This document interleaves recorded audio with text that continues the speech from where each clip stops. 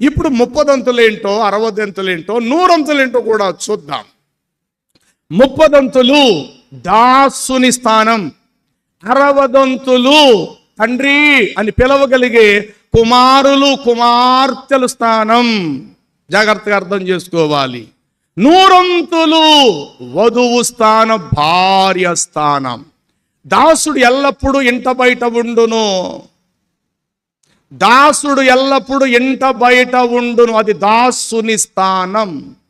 ఒకరి పిల్లలు లేరనుకుందాం, అదే దాసుడిని ఆ ఇంటి యజమానుడు దత్తత కుమారుడుగా స్వీకరిస్తే బయట గేదెల సాలలో రొచ్చు రోతలో పడుకునే ఈ 30 స్థానములో ఉన్న దాసుడిని భార్యాభర్తలు అనుకున్నారు, ఏమంటే ఆ పిల్లడు మన దత్తత తీసుకుందా, వాడు బాగున్నాడు పిల్లోడు, గేదెల సాలలో పడుకోబెట్టద్దండి, మన పిల్లోడుగా పెంచుకొని మన ఆస్తికి వారసుడుగా చేద్దామంటే ఇప్పుడు ఈ దాసుడు గేదెల దగ్గర పేడెత్తుతూ పాలు పితుకుతూ ఉండే ఈ దాసుడు ఈగల మధ్య దోమల మధ్య ఉండేటువంటి వీణ్ణి ఆ ఇంటి వారు దత్తత కుమారుడుగా తీసుకోవటాన్ని బట్టి దాస్యత్వము నుండి విడుదల పొంది దత్తపుత్రాత్మను పొందిన కుమారుని స్థానములోకి వచ్చి పడ్డాడు.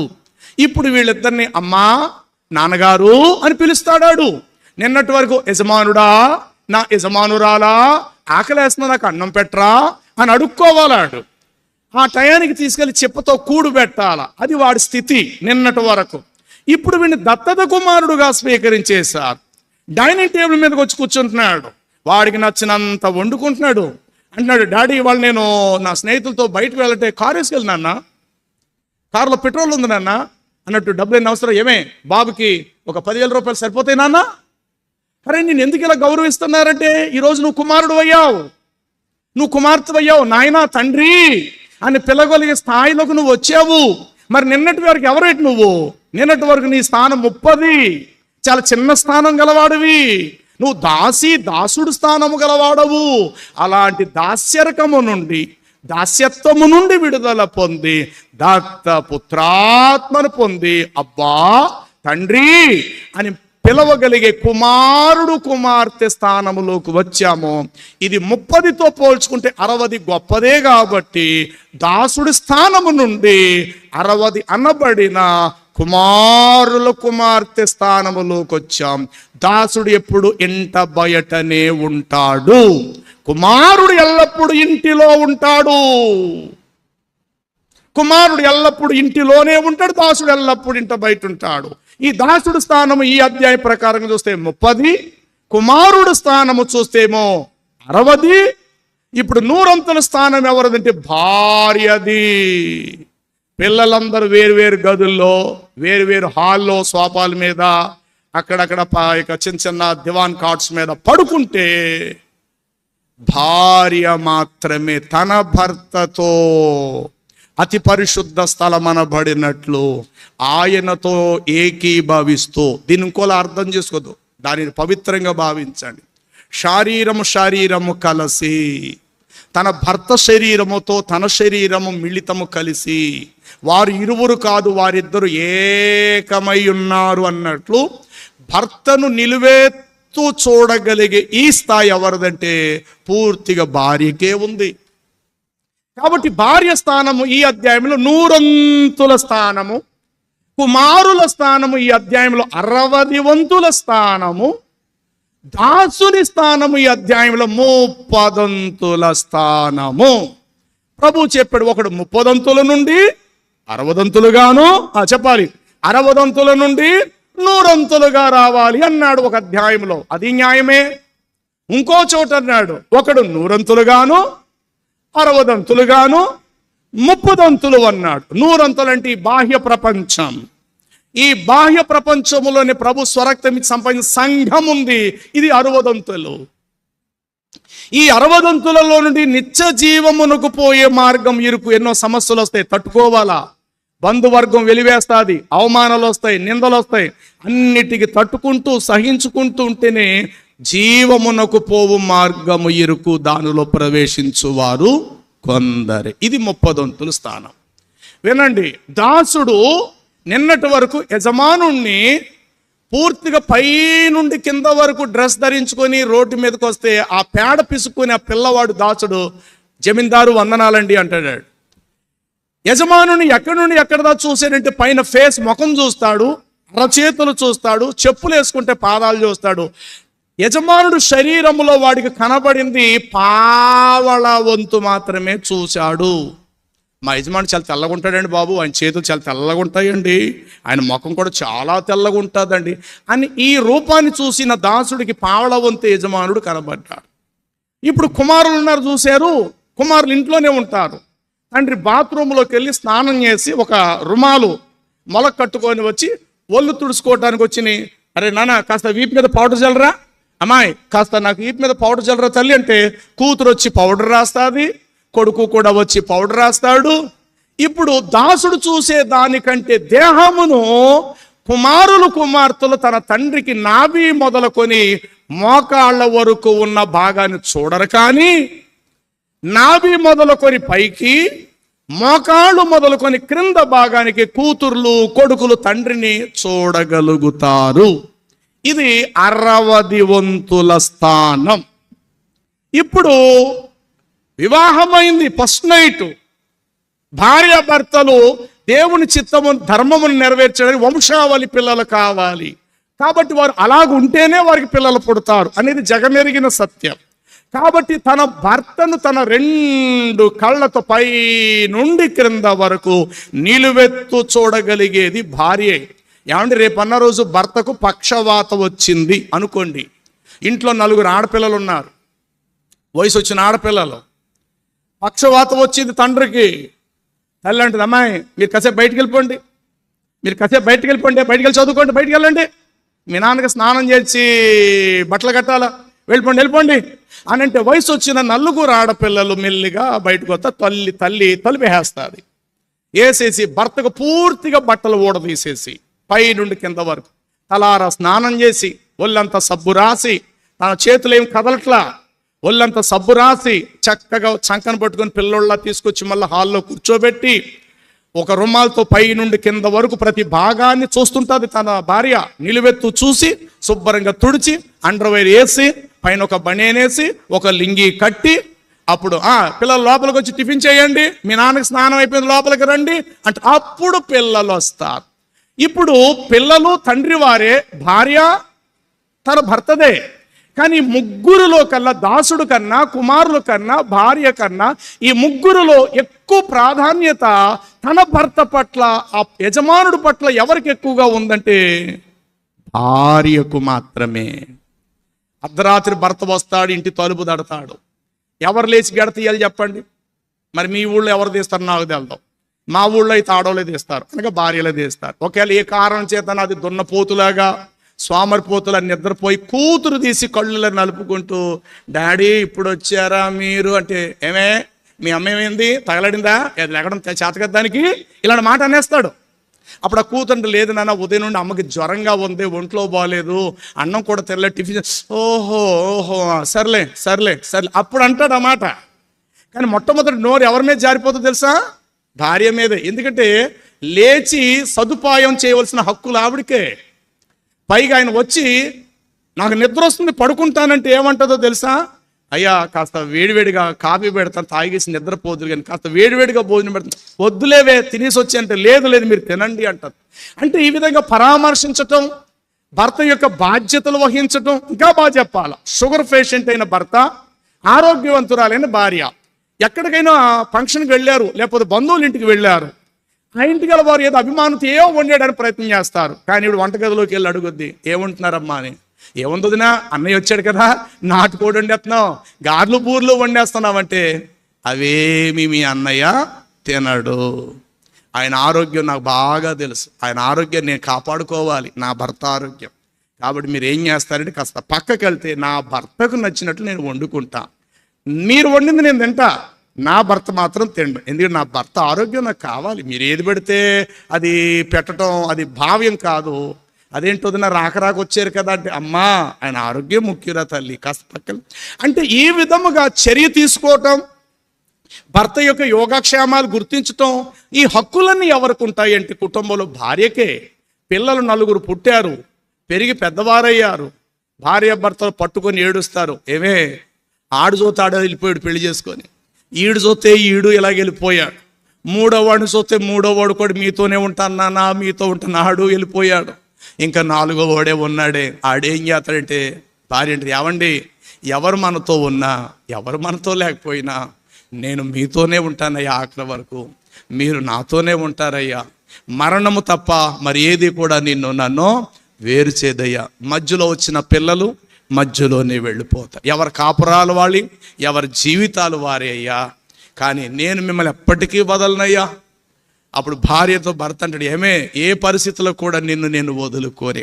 అంటే ఇంత బంధం, ఇంత ప్రేమ, డజను మంది పిల్లలు పుట్టినా సరే వారి మీద ఉండదు, కానీ భార్య భర్తల అనుబంధమే వేరు. మధ్యలో వచ్చిన పిల్లలు మధ్యలోనే ఎవరి కాపురాలు వాళ్ళు చూసుకొని పోతారు. అమ్మ మీ నాన్నకు ఒంట్లో బాగోలేదు వస్తావంటే, లేదు మమ్మీ మా వారు ఊరెళ్ళారు, పిల్లలు కాలేజీ దిగబెట్టాలి కదా, నేను రావడానికి కుదరదు మమ్మీ అంటుంది.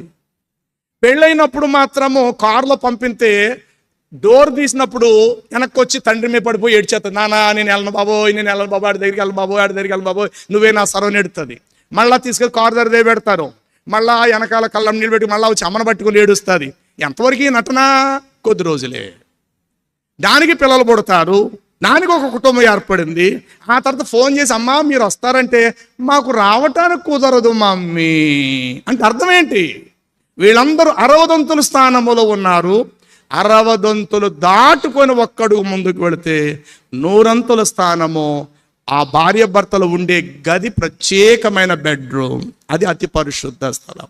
కాబట్టి దాసుడు స్థానములో నుండి బిడ్డల స్థానంలోకి రావాలి, బిడ్డల స్థానములో నుండి వధువు స్థానములోకి రావాలి. దాసుని స్థానం 30, బిడ్డల స్థానము 60, భార్య స్థానము 100 గల విలువైన స్థానం. ఇది ఈ అధ్యాయానికి సంబంధం. ఇంకో చోట 100 లోకం, 60 సంఘం, 30 నిత్య జీవం. ఇప్పుడు ఈ మందసం ఎక్కడ ఉన్నది అని అంటే అతి పరిశుద్ధ స్థలములో. చెప్పండి ఎక్కడ? ఈ మందసములో 3 ఐటమ్స్ ఉన్నాయి. నెంబర్ 1 రాయి, చెప్పాలి కర్ర, 3వది బంగారం. ఏమంటే అప్పుడప్పుడు మీరు ఊరు వెళ్ళటానికి కొన్ని రోడ్ల మీద మీకు మైలు రాళ్ళు కనబడతాయి. చెప్పండి ఏ రాళ్ళు? వాటిని ఏమంటారు మీరు? మైలు. ఎన్ని మైళ్ళు, ఎన్ని కిలోమీటర్స్? విజయవాడ టు హైదరాబాద్ ఎన్ని కిలోమీటర్లు? ఇదిగో 370 లేదు 360.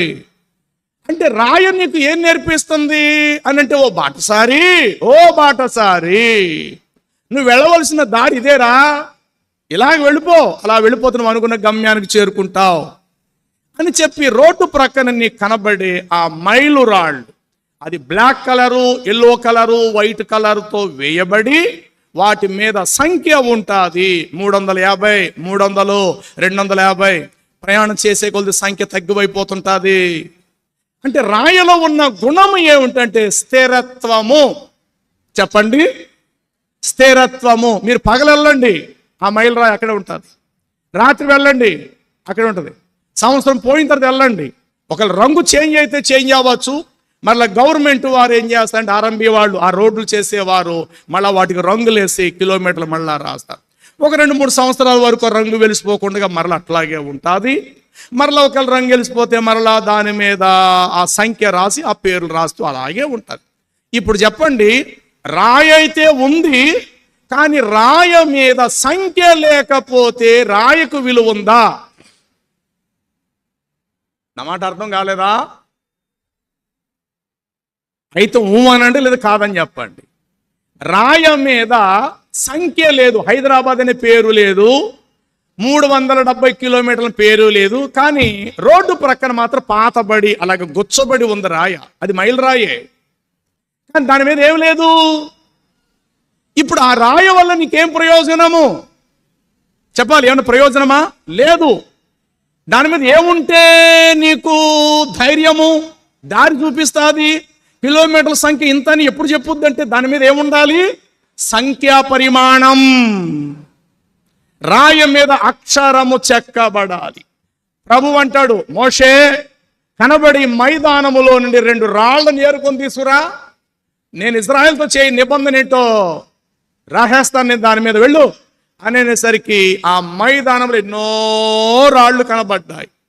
ఆ రాళ్లలో ఒక 2 రాళ్ళు తెచ్చి కొండకు అలా పేర్చాడు. నువ్వు వెళ్ళి దూరంగా నిలబడు అన్నాడు. ఆయన దూరంగా వెళ్ళి నిలబడ్డాడు. అంతటా దేవుని వ్రేలు వచ్చి ఆ రాళ్లను పలకలుగా చేసెను. జాగ్రత్త వినాలి ఈ మాట. రాయ నిరాకారము, పలక ఆకారము. చెప్పండి. రాయ, ఇప్పుడు రాయిని ఏదో తెచ్చి ఇది ఏ రూపంలో ఉందంటే నువ్వేం చెప్తావు? దానికి ఏ రూపం కడతావు నువ్వు? ఒక రాయిని రోడ్డు మీద తీసుకొచ్చి ఇదిగోమ్మ రాయ, ఇది ఎలా ఉందో నువ్వు చెప్పంటే ఎలా ఉందంటే ఏం చెప్తాను? సార్ ఇది రాయే అంట. అదే ఏ ఆకారంలో ఉందంటే దానికి ఆకారం ఏది? అది నిరాకారం. చూడండి 32వ అధ్యాయము నిర్గమాకాండం.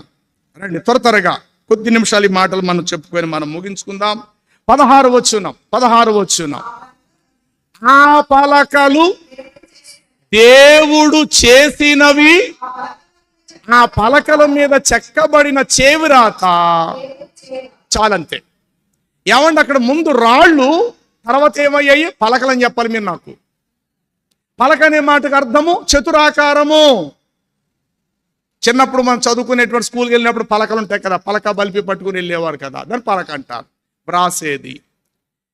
ఈ చతురాకారం కలిగినటువంటిది 4 చెంగులు పట్టిన దుప్పటి, 4 చెంగులు కలిగిన దిక్కులకు సూచన అంట. తూర్పు, పడమర, ఉత్తర, దక్షిణ 4 దిశలకు ఈ మాటలు అవసరం. రాళ్లను మొదట దేవుడు పలకలుగా మార్చినాడు. రాయికి ఆకారము లేదు, పలకకు మాత్రం ఆకారము దిద్దబడినది. ప్రభు యొద్దకు రానంత కాలం మన జీవితం విలువలేనిది, గుర్తించబడలేనిది. మనం ఏమిటంటే సమాజం ఏం సాక్ష్యం ఇస్తుంది మనకు? ఈరోజు నిన్నైనా నన్నైనా అడిగితే సమాజం ఎలా చెప్పుద్ది? వారు దేవుని నమ్మిన మహానయము అనగా దేవుని సమాజము, దేవుని ప్రజలండి వారు. మీరు అనుకున్నట్టు ఆవిడ కాదండి బాబు, ఆవిడ చాలా యథార్థవంతురాలండి, చాలా నమ్మకస్తురాలండి. తన బాధలు ఎప్పుడు ఎవరితో చెప్పుకోదండి, తన ప్రభువుకు తప్ప. ఇదివరకు అయితే అందరిళ్ళకి అప్పులు అడిగేదండి, ఇప్పుడు అలా కాదండి. ఆవిడ మనసు జీవితం మారిందండి, చాలా కరెక్ట్ అయిన వ్యక్తి అండి. అంటే నిన్నటి వరకు అలాంటి జీవితం లేని మన జీవితానికి ఆయన దిద్దాడు, బ్రతుకును సరిచేశాడు. 4 పలకల చతురాకారం కలిగిన నీ జీవిత సాక్ష్యము 4 దిశలకు అవసరం. తూర్పు, పడమర, ఉత్తర, దక్షిణ. పలకలు చేసెను. రాయిని పలకగా మార్చాడు.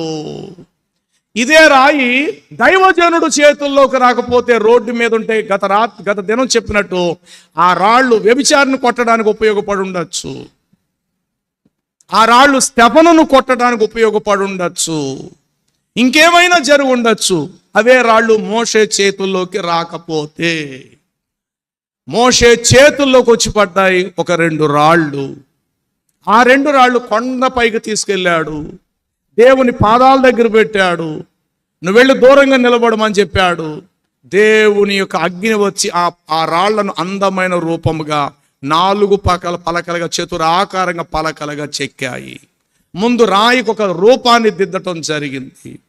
ఆ తర్వాత దేవుని వ్రేలు వచ్చి 10 కమాండ్స్. నీ దేవుడు నీ యెహోవా, నేను తప్ప వేరొక దేవుడు నీకు ఉండకూడదు, పైన ఆకాశం కింద భూమి అనంటే ఇందులో 6 ఆజ్ఞలు ఇటు మనిషికి సంబంధించినవి, 4 ఆజ్ఞలు మనిషికి దేవునికి సంబంధించినవి.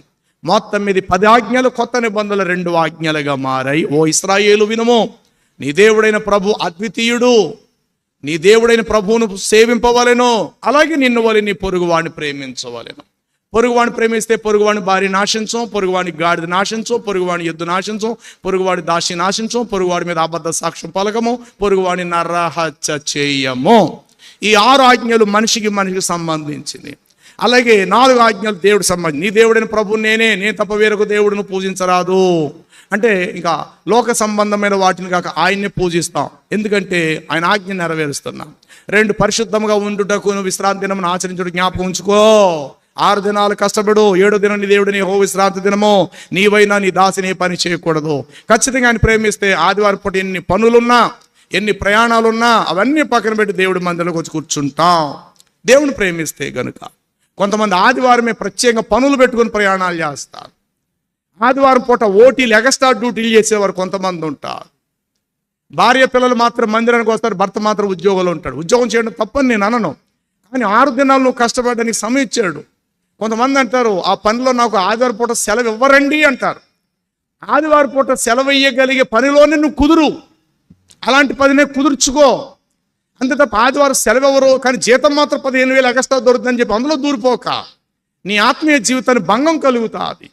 ఒకవేళ 10,000 రూపాయల జీతం తక్కువైనా నీకు పర్వాలేదు, దేవుడు నీ కుటుంబాన్ని పోషిస్తాడు. ఆదివారం మాత్రం దేవుని వాక్యానికి అందుబాటులో ఉండటానికి మాత్రమే అలాంటి ఉద్యోగాన్ని మీరు వెతుక్కోండి. కాబట్టి దేవుణ్ణి ప్రేమిస్తే దేవుని మందిరాన్ని ప్రేమిస్తావు, వాక్యాన్ని ప్రేమిస్తావు, ఆయన సహవాసాన్ని ప్రేమిస్తావు. దేవుణ్ణి ప్రేమించలేనప్పుడు ఆయన ఆజ్ఞలను మనం గైకొనలేము. ఆయన ఆజ్ఞలను గైకొనుటి ఆయన ప్రేమించుటని యోహాను పత్రికలో వ్రాయబడినది. కాబట్టి 10 ఆజ్ఞలను 2గా చేస్తే అందులో 6 ఆజ్ఞలు మనిషికి సంబంధించినవి, 4 ఆజ్ఞలు మనిషికి దేవుడికి సంబంధించినవి. ఈ 10 ఆజ్ఞలు 2 రాతి పలకల మీద దేవుడు వ్రాయించాడు. అక్షరం వచ్చి ఎప్పుడైతే రాయ మీద కూర్చుందో రాయ వెళ్ళి పరిశుద్ధ స్థలములో కూర్చుంది, అనగా మందసములో. నిన్నటి వరకు దీని బ్రతుకేంటి? ఈ రాయ స్థితి ఏంటి? మైదానంలో ఉంది, రోడ్ల మీద ఉంది, ఉమ్ములేయించుకున్నది, రొచ్చు రోతల మధ్య ఉంది ఈ రాయ.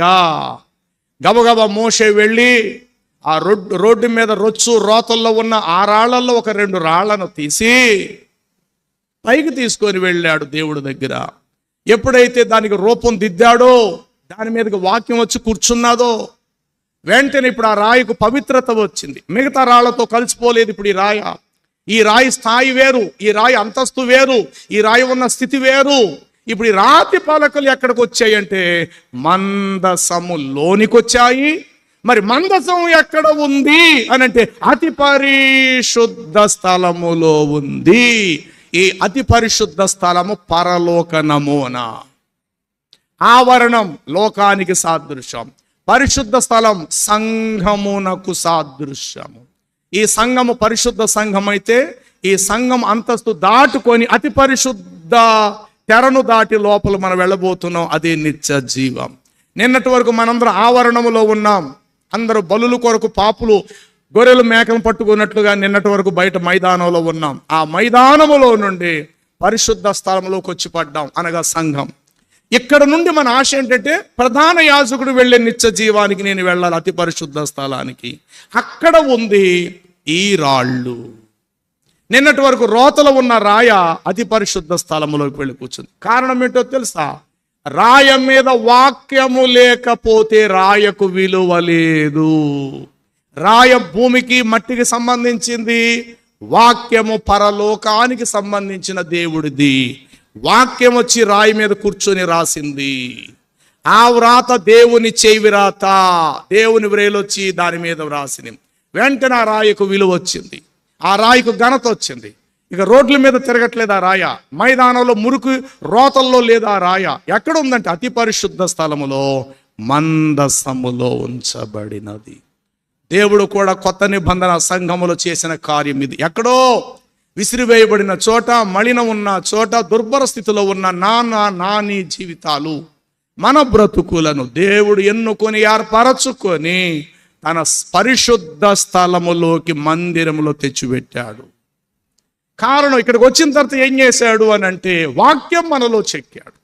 ఆ దినములైన తర్వాత యోధా ఇంటి వారు ఇజ్రాయేల్ ఇంటి వారితో నేను చేయని నిబంధన ఏమనగా వారి హృదయముల మీద నా న్యాయ విధులను వ్రాసెదను. ఆ నిబంధన కొత్త నిబంధన కాలములో వారితో కొత్త నిబంధన చేయబోతున్నాను. నా ధర్మ విధులు వారి హృదయాల మీద వ్రాస్తా. ఎస్, ఆ వాక్యం రాయబడింది కాబట్టి పాపము చేయటానికి మనం పరుగులెత్తట్లేదు. పాపానికి మనకు హద్దుగా దేవుని వాక్యం అప్పుడప్పుడు వచ్చి మనకి అడ్డుపడాలి. వాక్యానికి నువ్వు అడ్డు చెప్పక వాక్యము నీకు అడ్డుపడాలి. ఒకవేళ చెడుకే చేయటానికి మనం పరుగులెత్తుతున్నాం, వాక్యం అడ్డుగా వచ్చి నిలబడాల. నువ్వు వెళ్ళక 15 ఏళ్ళు పరిశుద్ధంగా బ్రతికేవు కదరా, ఈ ఒక్క తప్పు చేసి 15 సంవత్సరాలు ఉన్న పరిశుద్ధతను కోల్పోతావా? మళ్ళీ నువ్వు పరిశుద్ధుడు అవ్వాలంటే ఎంత పశ్చాత్తాపడాలో తెలుసా? నువ్వు ఎంతగా కన్నీళ్లు గార్చాలో తెలుసా? ఈ చిన్న పాపానికి 15 సంవత్సరాల దైవిక సీనియారిటీ, దైవిక పరిశుద్ధతను వదులుకొని ఏదో రమ్మన్నదని చెప్పి చిన్న పాపానికి లోబడిపోతావా? చిచ్చి, అనన్నట్టు వాక్యము నన్ను హెచ్చరించాలి. వాక్యము నా పాదాలకు దీపమై మన త్రోవకు ఒక అడ్డు బండగా నిలిచి మనం వెళ్ళవలసిన త్రోవలు వెళ్ళకుండగా ఆ రాయ అనబడిన వాక్యం మనకు అడ్డు చెప్పాలి. ఈనాడు కొందరు దేవునికి అడ్డు చెప్తారు, దేవుని సేవకులకు అడ్డు చెప్తారు, దేవుని వాక్యానికి అడ్డు చెప్తారు. దయచేసి వాక్యం మనకి ఎప్పుడు అడ్డు చెప్పాలా? నువ్వు ఆ పని చేయక, నువ్వు అక్కడికి వెళ్ళక, అలా ఉండవా. కానీ వాక్యం ఎప్పటికప్పుడు మనకి అడ్డు రావాలా. అడ్డు వచ్చి నిలబడి వాక్యం దాటి మనం ముందుకు వెళ్ళొద్దు దయచేసి. కాబట్టి ఇప్పుడు రాయికి ఎప్పుడు విలువ వచ్చిందంటే వాక్యము రాయి మీదకి వచ్చింది, రాయకు విలువ. ఆదాము ఎక్కడి నుంచి వచ్చాడు? మట్టిలో నుండి వచ్చాడు. ఆదాములో ఉన్న జీవవాయువు ఎక్కడి నుంచి వచ్చింది? తండ్రిలో నుండి, దేవుళ్ళలో నుండి వచ్చింది. అప్పుడు నరుడు జీవాత్మాయను. అలాగే మట్టి నుండి రాయ వచ్చింది. మట్టి మీద చెక్కబడి, రాయి మీద చెక్కబడిన చేవురాత పరలోకము నుండి వాక్యం వచ్చి దానిని చెక్కినది, దాని మీద వ్రాసినది.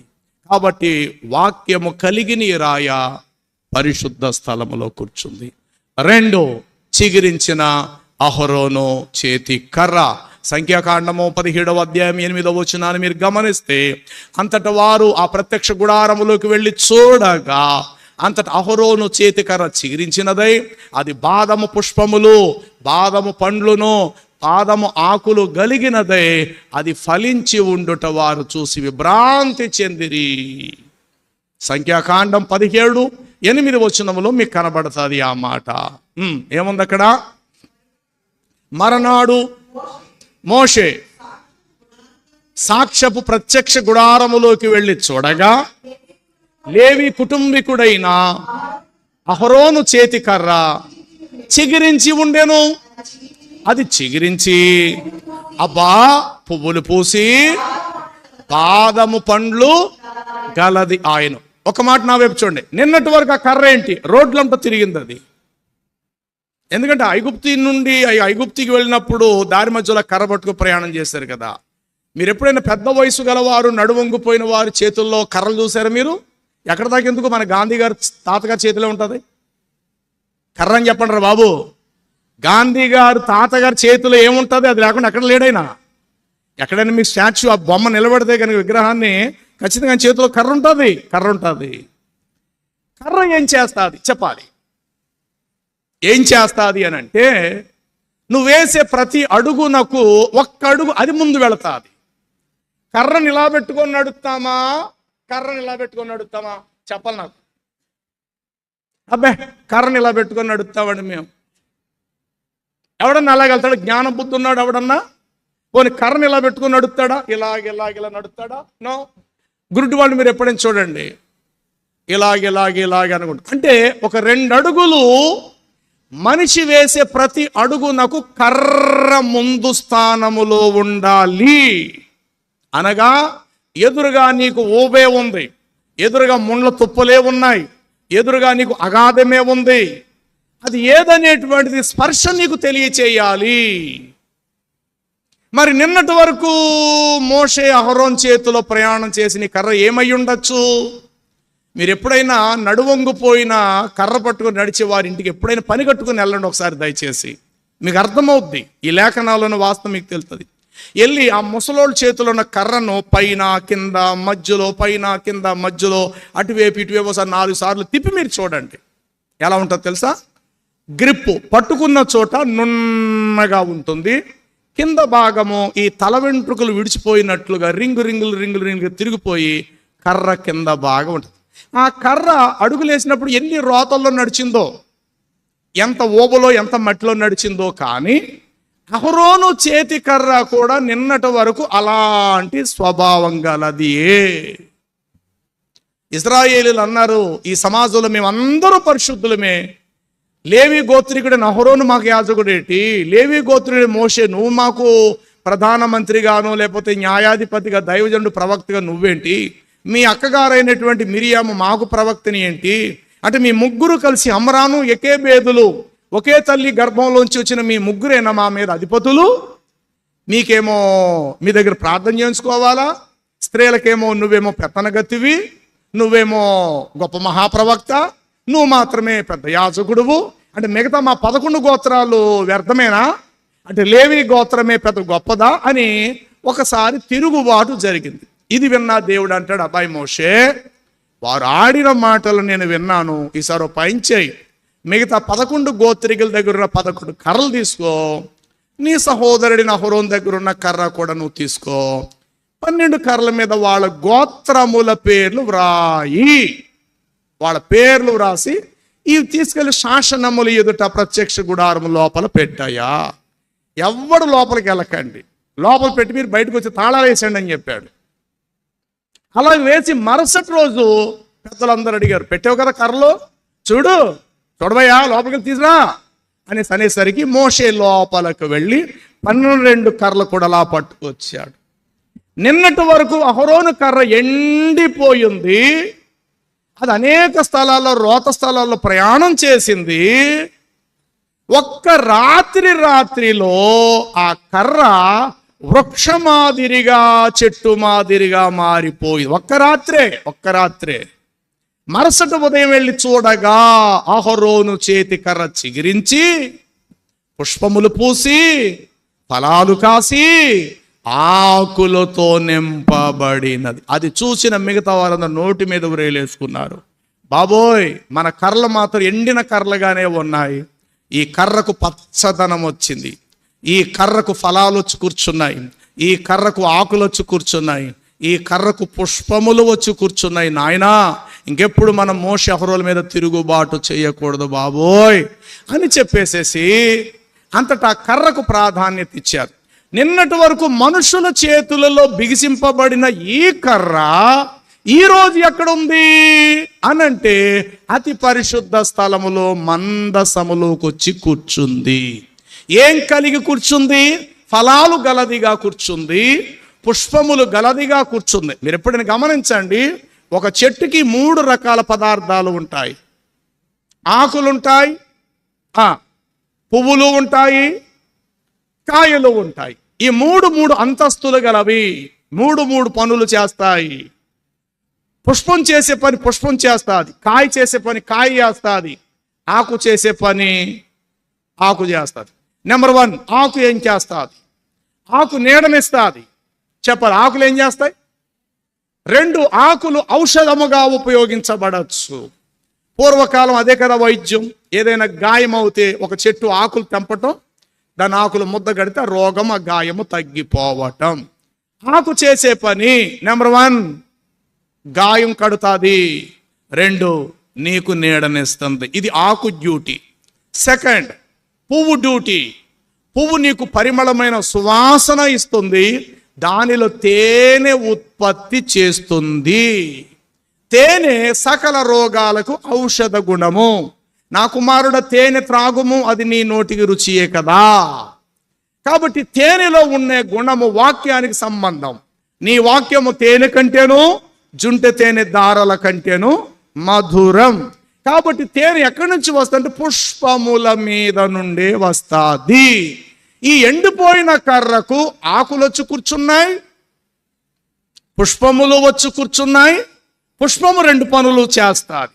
1 నీకు సువాసన ఇస్తుంది, 2 దానిలో నుండి తేనె ఉత్పత్తి చేస్తుంది. ఇప్పుడు 3వ వస్తువు ఏంటి? ఫలము, కాయ. ఇదేం చేస్తుంది? నీకు ఆకలి తీరుస్తుంది, పైగా దాని విత్తనమును విత్తితే మరొక చెట్టుగా మొలుస్తుంది. ఎవరు చెప్పాలి? కాయ. ఈ 3 కలిపి ఒకే వృక్షం అనే కర్రకు వేలాడుతూ ఉన్నాయి. సంఘములో మన పాత్ర కొందరిని పుష్పము వలేను, కొందరిని ఆకు వలేను, కొందరిని ఫలము మాదిరిగా దేవుడు వాడుకుంటాడు. పుష్పం రంగు తెలుపు, ఆకు రంగు పచ్చ, ఫలము ఎరుపు రంగు. ఒకే చెట్టుకు ఎరుపు ఫలము, తెలుపు పుష్పము, పచ్చని ఆకు ఒకే చెట్టుకుంది. ఒకే సంఘములో మనము కూడా పుష్ప స్థానములో నీ స్థాయి ఏంటో నువ్వు గుర్తించు, ఆకు స్థానములో నీ బాధ్యత ఏంటో నెరవేర్చుకో, ఫలము స్థానములో నీ ఔన్నత్యం ఏమిటో నువ్వు సమాజానికి చూపించుకో. కానీ కొట్టుకోవద్దు. అదే కొమ్మకు పువ్వు, ఫలము, ఆకులు ఉంటాయి. ఆకు స్థానములోకి పువ్వు వచ్చి కూర్చోవడానికి ఇష్టపడదు, పువ్వు స్థానాన్ని తొలగించి కాయ వచ్చి అక్కడ భర్తీ చేయడానికి ఇష్టపడదు, కానీ దేని స్థానాన్ని అది కాపాడుకుంటూ ఉంటాయి. సంఘములో నీకు ఇవ్వబడిన స్థానం, దాన్ని నిలవబెట్టుకో. అది ఒకవేళ మందిరము తుడిచే డ్యూటీయా, అందులో నమ్మకంగా ఉండు. బాత్రూములు కడిగే డ్యూటీయా, నమ్మకంగా ఉండు. వంట పనులు చేసే డ్యూటీయా, నమ్మకంగా ఉండు. ప్రభు యొక్క ఆరాధన చేసే డ్యూటీయా, అందులో నమ్మకంగా ఉండు. సువార్త పరిచర్య డ్యూటీయా, అందులో నమ్మకంగా ఉండు. బహుశా నువ్వు ఒక ఆకుగా వాడబడు, ఒక పుష్పముగా వాడబడు, ఒక ఫలముగా వాడబడు. ఈ మూడు కావాలంటే నీకేం అవసరం? చిగురు అవసరం అని చెప్పండి. ఏం అవసరం? అంతట అహరోను చేతికర్ర ఏమాయను? చూడండి, జకరియా గ్రంథము 6వ అధ్యాయం చూడాలి. జకరియా గ్రంథము 6వ అధ్యాయము 12వ వచనాన్ని మీరు గమనిస్తే ఒక మాట అక్కడ ఇట్లా కనబడతాది. త్వరగా చదువుదాం.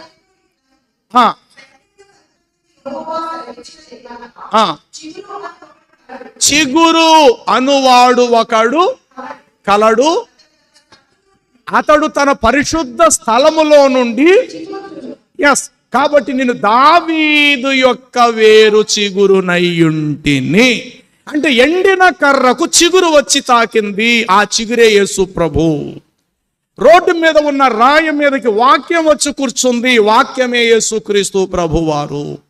వాక్యము రాయి మీదకి వచ్చాడు, రాయకు విలువ వచ్చింది.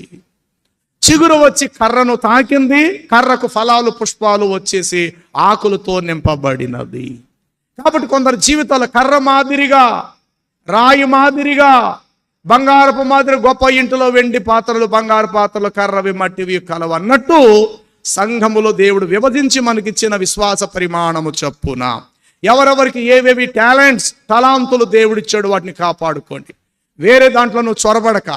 పాటలు పాడే డ్యూటీ ఇచ్చడా, నమ్మకంగా ఉండు. ప్రార్థన పరురాలువా, అందులో నమ్మకంగా ఉండు. వాక్య రిఫరెన్స్ అందిస్తున్నావా, నమ్మకంగా ఉండు. పరిచర్య ధర్మం చేస్తున్నావా, నమ్మకం ఉండు. సువార్త సేవలో భాగముగా ఉన్నావా, నమ్మకంగా ఉండు. ఏ పని నీకు అప్పగించాడో నోరు మూసుకొని ఆ పనిలో మన నమ్మకస్తులుగా ఉండాలి. ఆకు స్థానంలో ఆకే ఉంటుంది, పువ్వు రాదు. పుష్ప స్థానంలో పువ్వే ఉంటుంది, కాయొచ్చి కూర్చోదు.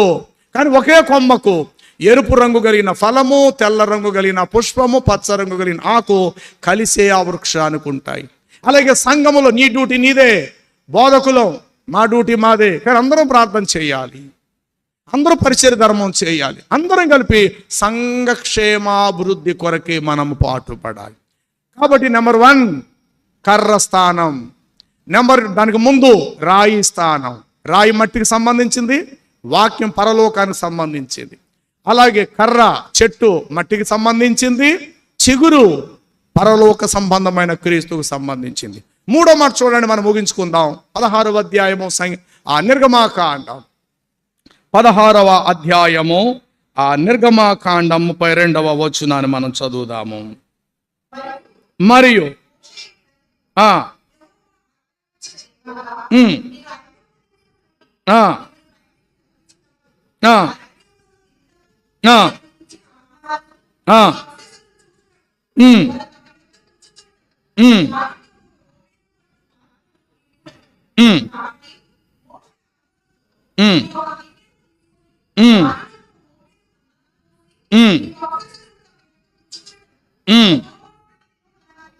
చాలు. 20 వచనం చదువు. 20 వచనం 20.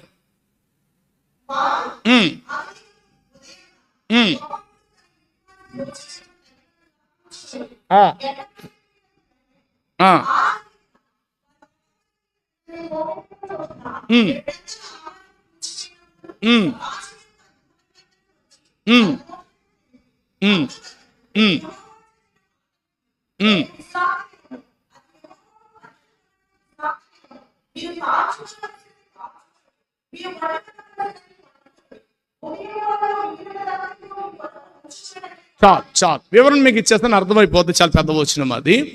అరణ్యంలో నుండి వారు బయటకు వచ్చారు, ఆకలితో ఉన్నారు. వారు వీరికి ఆహారం కావాలి. దేవదూతలు భుజించు మన్నాను మైదానములో కొత్తిమీర గింజల వలె తేనె వంటి రుచి గలదే మన్నాను గుప్పులు గుప్పులుగా కురిపించాడు.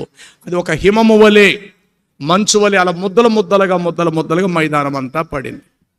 అదే తొలి పర్యాయము మన్నాను వారు చూడటం. అదే తొలి పర్యాయము మన్నాను వారు రుచి చూడటం. కక్కుర్తుపడి ఉదయానికి ఉంటాదో ఉండదో, రేపు మా పిల్లలు ఏం తింటారో అయ్య బాబో అని చెప్పేసి రమారమి ఒక్కొక్కడు నూరేసి తూములు చెప్పున ఆ మన్నాను దాచిపెట్టుకున్నారు.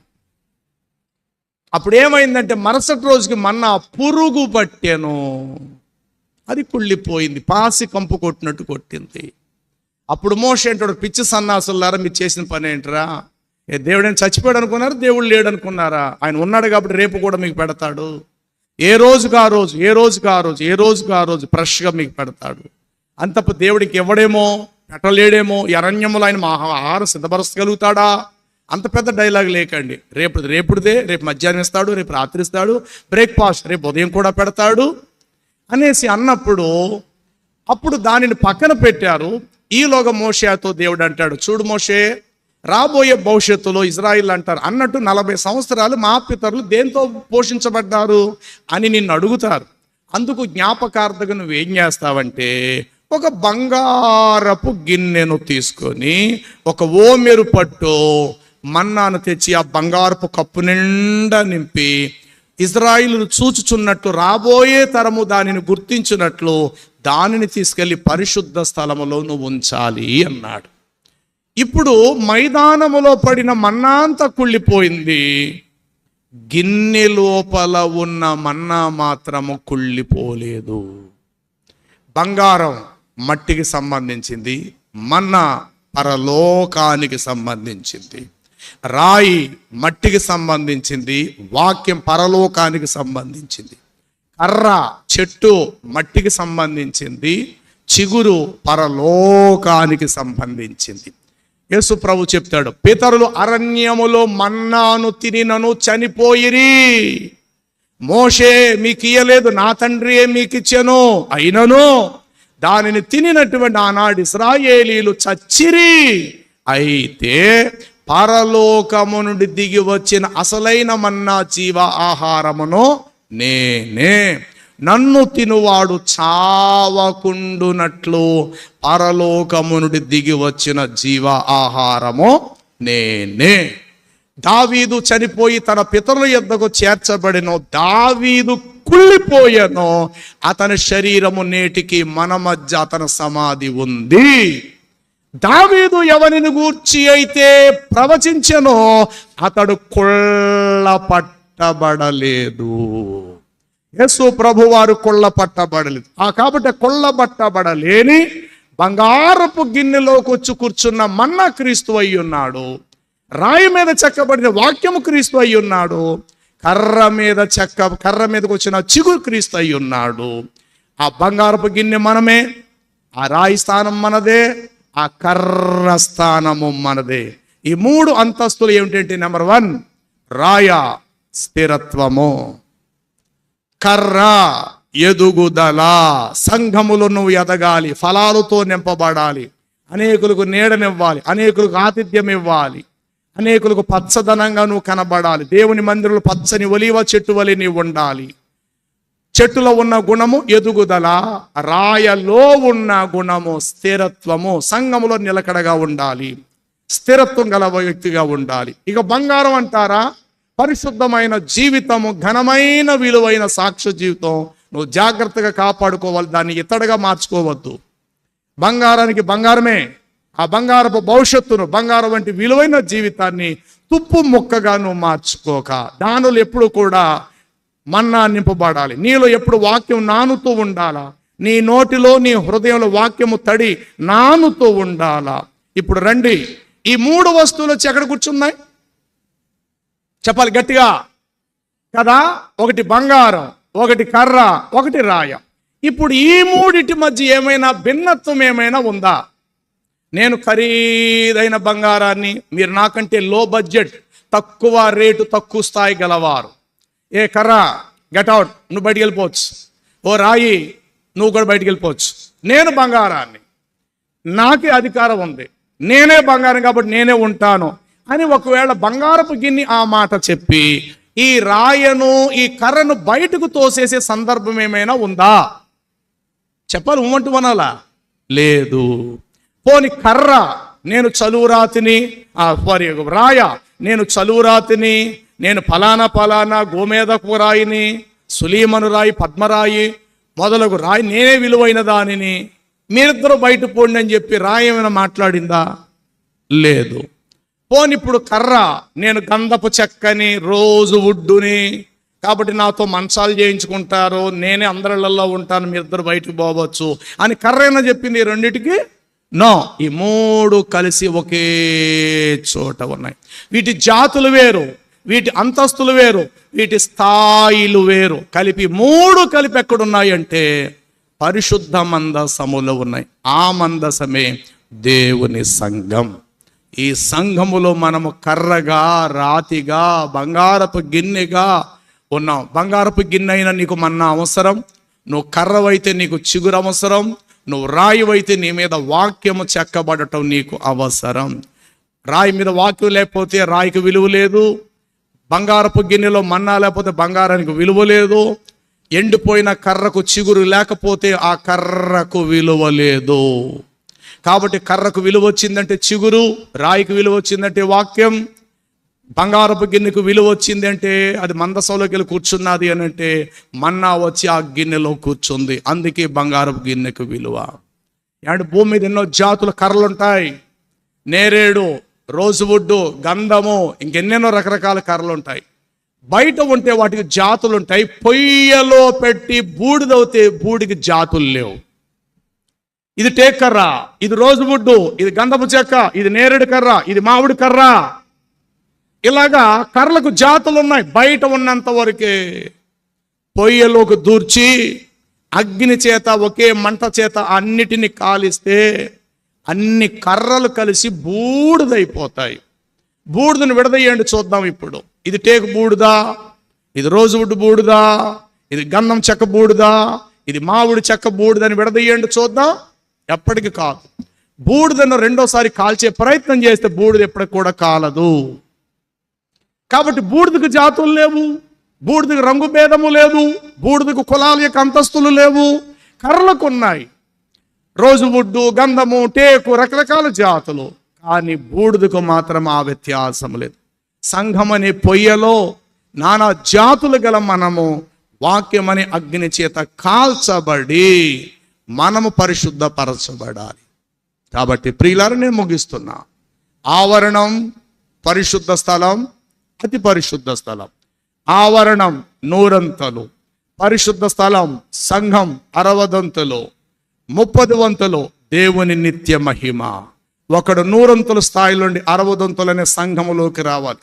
ఒకడు లోకములో బతుకుతున్నవాడు క్రీస్తులోకి, సంఘములోకి రావాలి. సంఘములో సిద్ధపడితేనే నిత్యత్వానికి వెళ్ళే అర్హత దొరుకుతుంది. 100 నుండి 60 60 నుండి 30 స్థాయికి రావాలి. ఒకడు 30 60 100. 30 దాసుడి స్థానం, 60 కుమారులు కుమార్తెల స్థానము, 100 భార్య, పవిత్రురాలైన కన్యక భార్య స్థానము. కాబట్టి ఇక్కడ ప్రభువు చెప్పిన ఈ ఆవరణం, పరిశుద్ధ స్థలం, అతి పరిశుద్ధ స్థలంలో ఉన్న ఈ 3 వస్తువులు మనమే. కాబట్టి కర్రకు చిగురు అవసరమైంది, బంగారపు గిన్నెకు మన్నా అవసరమైంది, ఆ రాయికి వాక్యం అవసరమైంది.